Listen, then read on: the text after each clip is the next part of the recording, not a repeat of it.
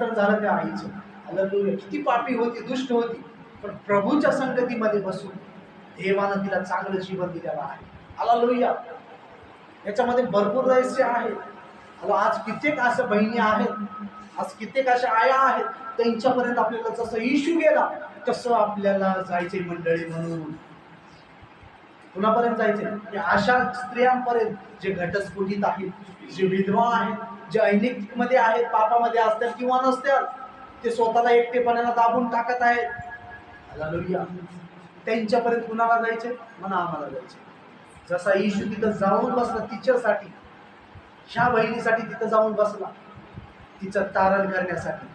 आज आपण कोणता मदर डे साजरा करत? आज कित्येक अशा विधवा आहेत, घटस्फोटित आहेत, तुटलेले आहेत, नवऱ्याची किंमत नाही, आई वडील किंमत देत नाहीत. तुम्ही बघा, ज्यांचे घटस्फोट झाले त्यांच्या घरामध्ये जाऊन बघा, भाऊ किंमत देत नाही, नवरा सोडून आली आमच्या घरात राहिलं, वाटोळ करायला आमचं. त्यांचं जीवन बघा कसं असतं.